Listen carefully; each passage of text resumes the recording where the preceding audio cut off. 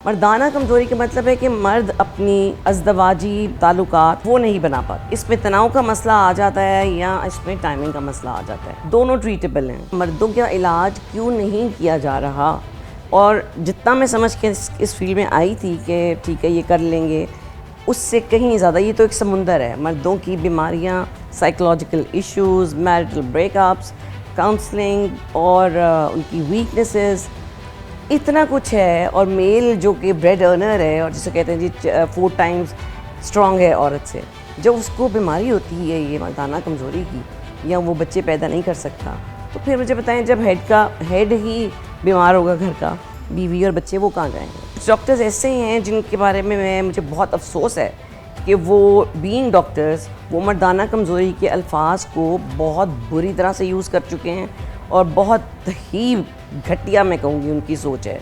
क्योंकि ये अगर औरत में बीमार होगी, क्या मर्द बीमार नहीं हो सकता? क्या उसको राइट नहीं है कि वो कहीं जाके अपनी इन इश्यूज़ को डिस्कस करे और ट्रीटमेंट करे?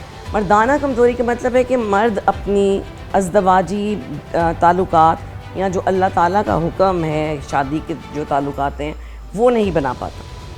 ठीक है, इसमें तनाव का मसला आ जाता है या इसमें टाइमिंग का मसला आ जाता है। दोनों ट्रीटेबल हैं। ठीक है जी, आज से 10 साल पहले जब ये बीमारी किसी मेल को होती थी तो शादी तोड़ दी जाती थी कि जी लड़का ठीक नहीं है।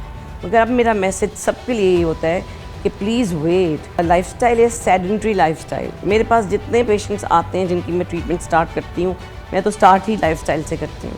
कोई एक हार्डली 100 में से एक होगा जो एक्सरसाइज कर रहा होगा या जो जिम जा रहा होगा, और जो जा रहे होते हैं ऑलरेडी उनके ऊपर ट्रीटमेंट बहुत जल्दी इफ़ेक्ट करती है। पे के हकीमों को दवाइयाँ लेनी है, और जो दवाइयाँ हैं डॉक्टरी दवाइयाँ हैं वो तो किडनी फेल करती ही करती हैं। मतलब ये एक जैसे ना उनके ब्रेन के अंदर जब वो पैदा हुए ये लिखा हुआ आता है कि जी ये जो इलाज है मेडिकल डॉक्टर्स का, ये गुर्दों को जो है फेल कर देता है। ऐसा कुछ नहीं है। यही दवाइयाँ 50 साल से चल रही हैं, और अगर इनमें कोई साइड इफ़ेक्ट्स होते तो या बंद हो गई होती, नई दवाइयाँ निकल आती।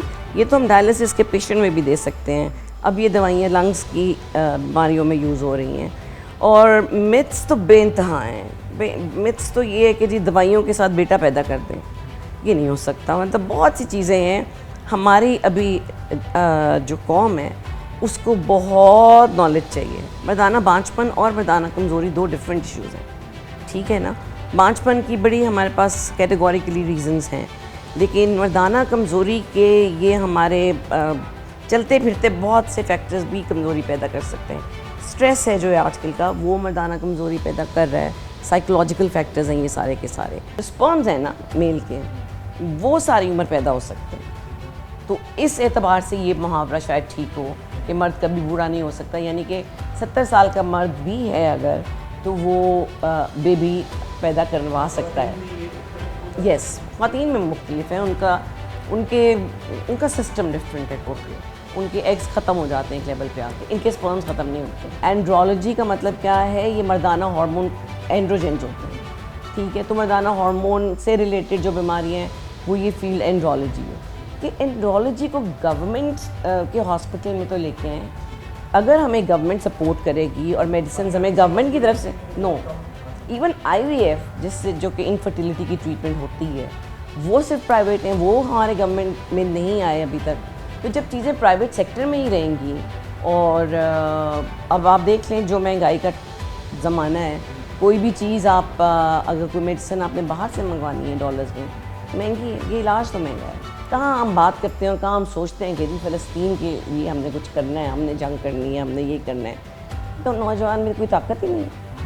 जो मर्दाना कमज़ोरी का शिकार मर्द है वो कुछ नहीं कर सकता। तो वो मुसलमानों के ख्वाब कहाँ पूरे होने हैं हमारे।